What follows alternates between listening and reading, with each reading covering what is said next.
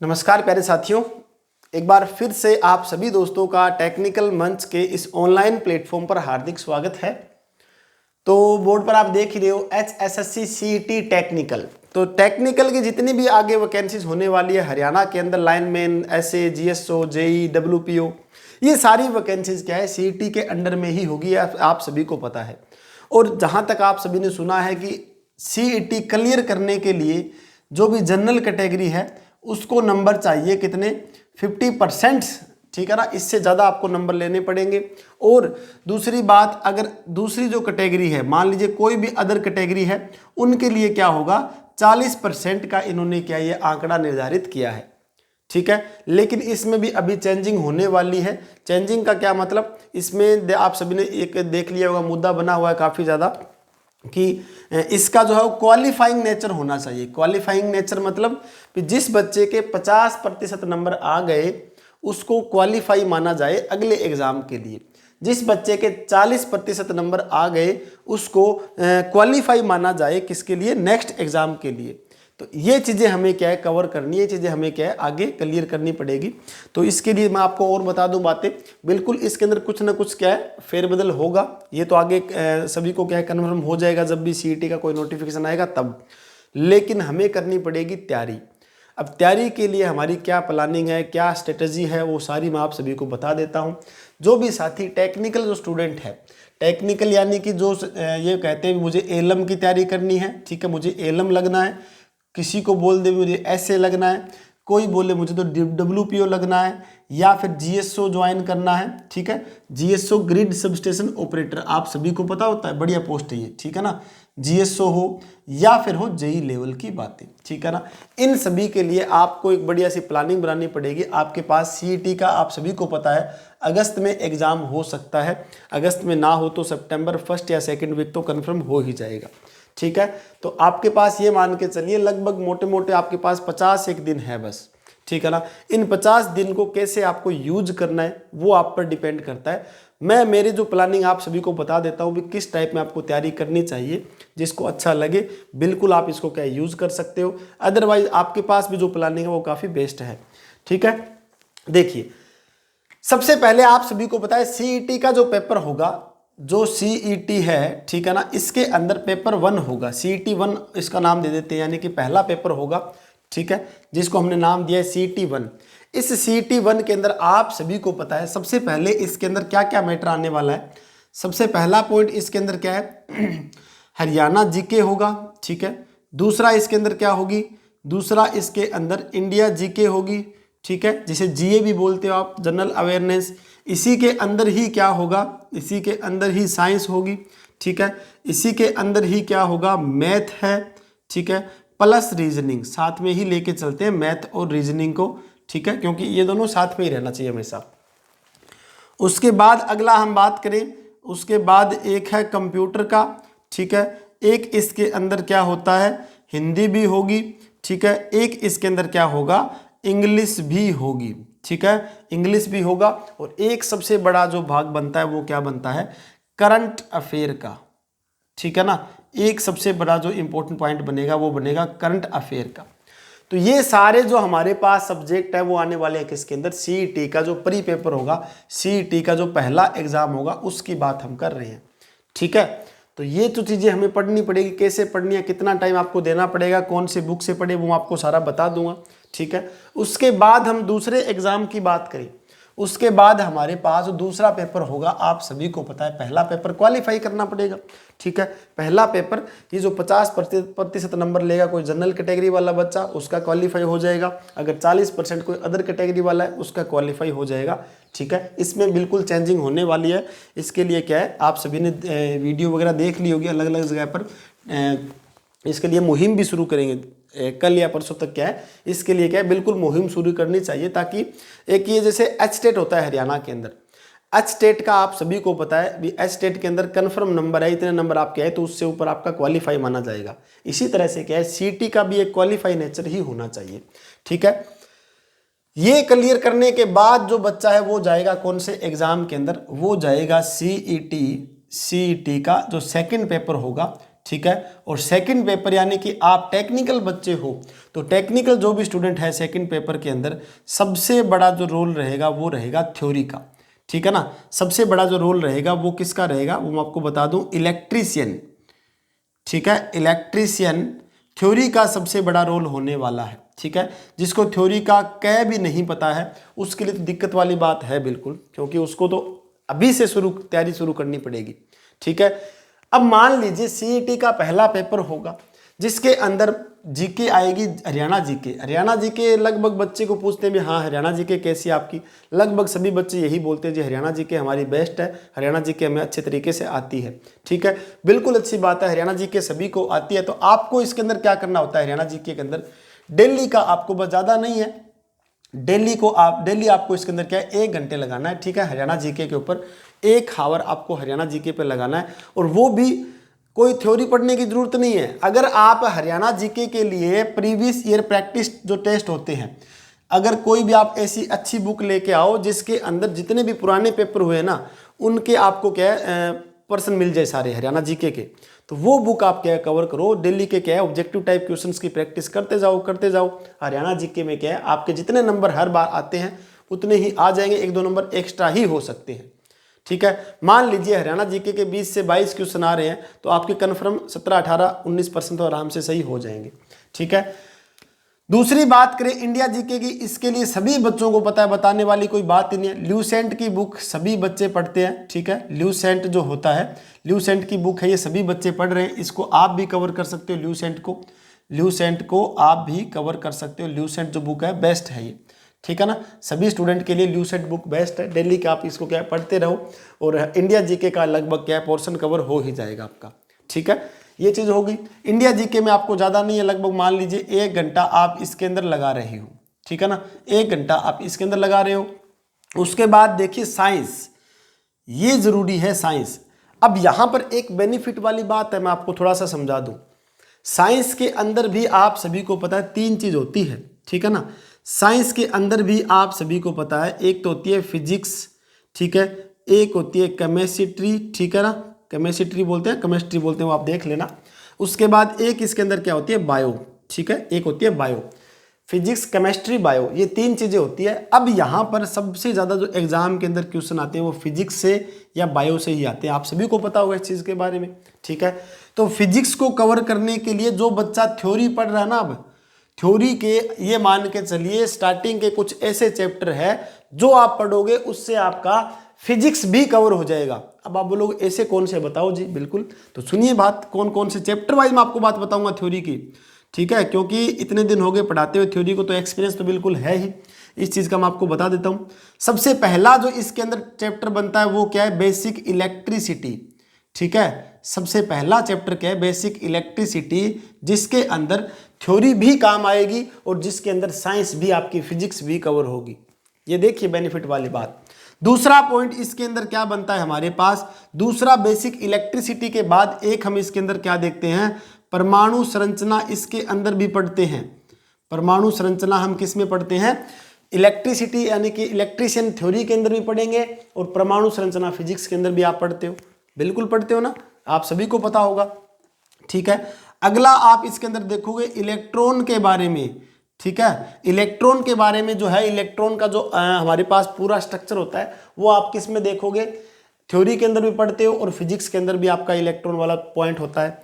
अगला मैं आप सभी को बताऊं तो एक हमारे पास चैप्टर है इसके अंदर डीसी सर्किट नाम से, ठीक है, डीसी परिपथ, जिसके अंदर वोल्टेज, करंट, प्रतिरोध, पावर, ठीक है, और हम बात करें जिसके अंदर ओम का नियम, केसीएल, केवीएल, ये सारे पॉइंट आप सभी को पता है इस चैप्टर के अंदर है।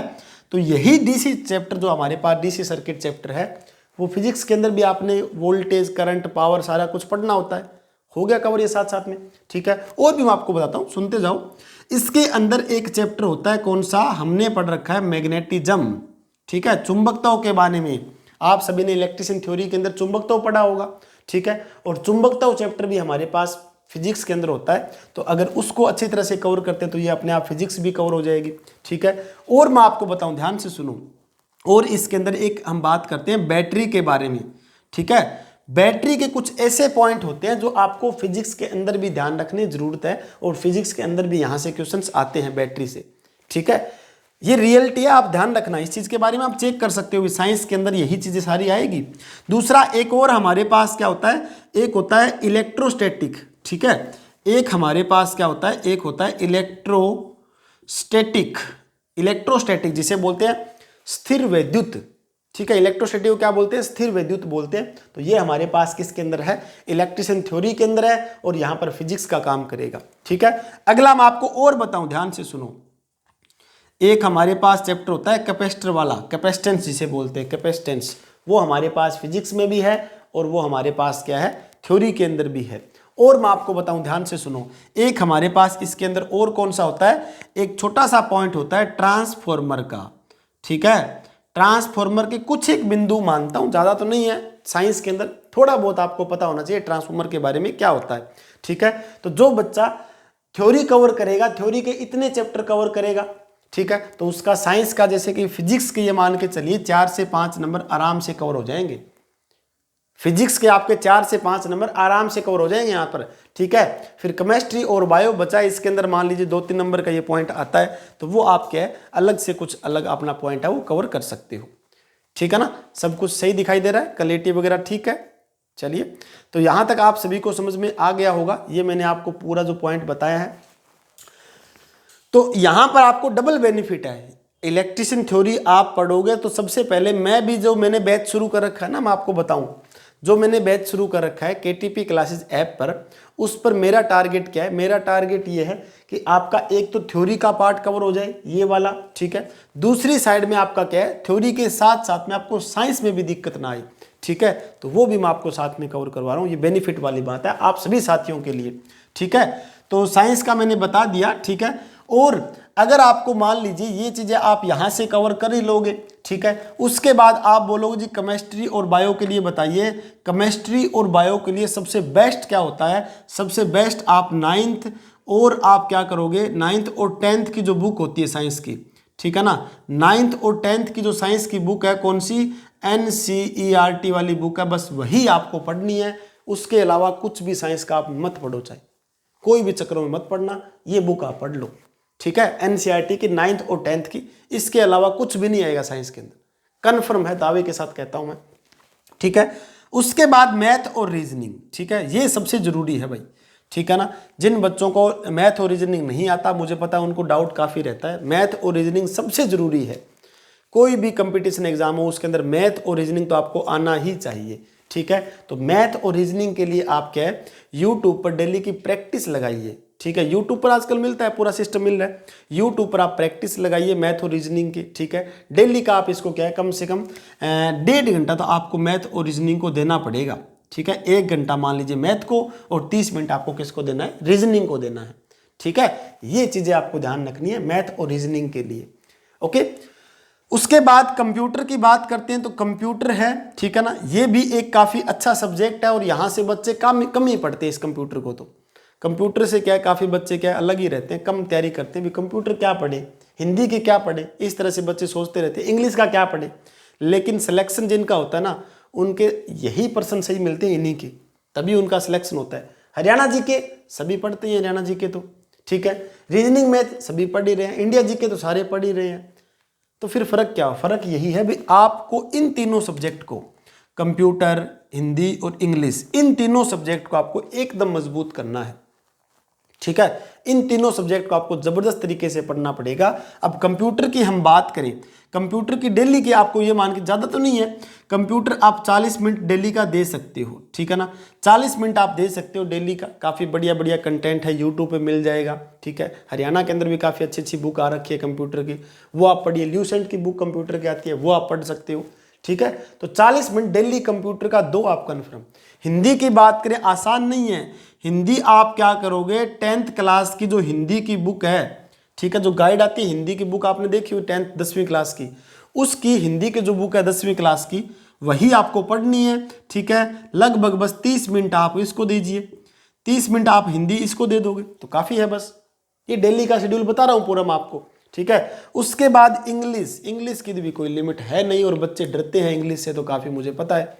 इंग्लिश में वैसे आपको antonyms, synonymous, one word substitutes जो है ये सारे थोड़ा बहुत आप कवर कर लेते हो, अच्छी बात है, ठीक है। लेकिन इंग्लिश को भी आप डेली का क्या है, इनको याद करने के लिए 30 मिनट तो आप जरूर दो, ठीक है। चाहे एग्जाम के अंदर उस टाइप के आए या ना आए, 30 मिनट आप जरूर दो, ठीक है। उसके बाद करंट अफेयर, ये तो आप डेली के कवर करते ही हो करंट अफेयर को, तो सुबह सुबह पहले करंट अफेयर ही देखते हो, ठीक है।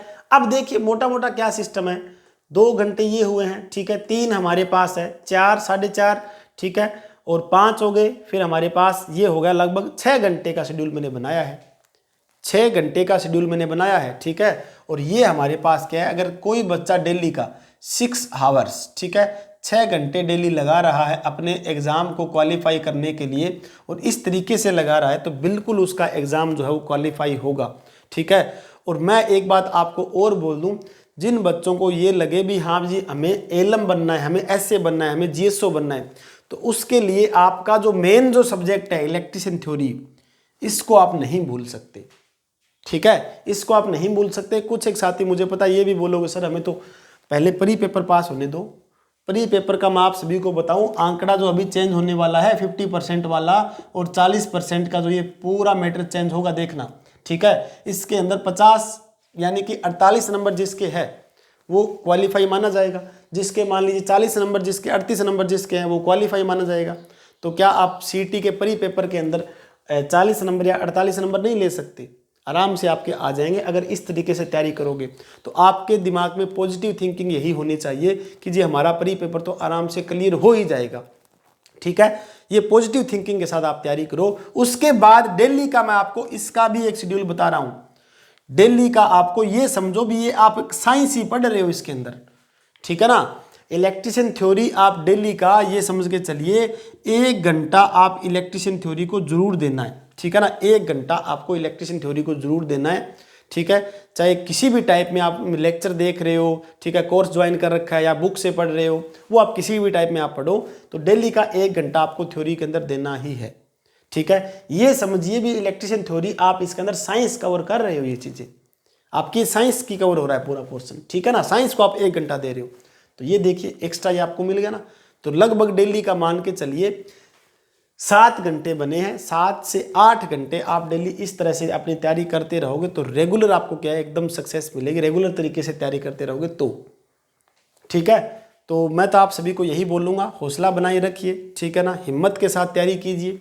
टेक्निकल के अंदर अब की बार जो ये मौका है, बार बार मौका नहीं आएगा, ठीक है। तो बिल्कुल आप सभी साथी क्या है हमारे साथ भी जुड़ सकते हो। मैंने आप सभी को बार बार बता रखा है कि केटीपी क्लासेस ऐप से आप जुड़ जाइए, सोचिए मत, ठीक है ना। जिनको एलएम एसए की अच्छी तरह से तैयारी करनी है, बिल्कुल आप जुड़िए केटीपी क्लासेस ऐप से, ठीक है। उस पर आपको मैं आपको उस पर क्या एक तो हरियाणा जीके की क्लास प्रोवाइड करवा रहा हूँ, उसके अंदर दूसरा हमारे पास क्या है मैथ की क्लास प्रोवाइड करवा रहे हैं, ठीक है। साइंस की भी क्लास उसके अंदर मिलेगी, पॉलिटिकल की भी क्लास उसके अंदर मिलेगी, हिंदी कंप्यूटर की भी क्लास मिलेगी।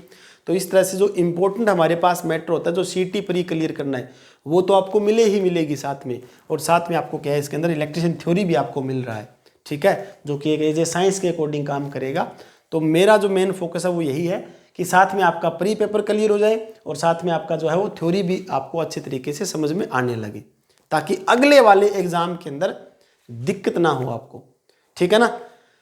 तो यही पूरा प्रोसेस था, यही पूरी प्लानिंग थी, ठीक है ना। डेली का आप इनको कवर करते रहोगे तो आराम से आपका क्या है सब कुछ चीज़ कवर हो जाएगी और बढ़िया से आपका क्या है पेपर भी क्वालिफाई हो जाएगा, ठीक है। तो उम्मीद करता हूँ आपको अच्छा लगा है, समझ में आपको आया है। फिर भी कोई आपका भी कोई सुझाव हो तो ज़रूर कमेंट सेक्शन में ज़रूर बताएं, ठीक है। आपको कैसा लगा ये सुझाव या आप क्या कमेंट सेक्शन में अपनी राय ज़रूर दें, ठीक है। तो मिलते हैं next. Thank you very much.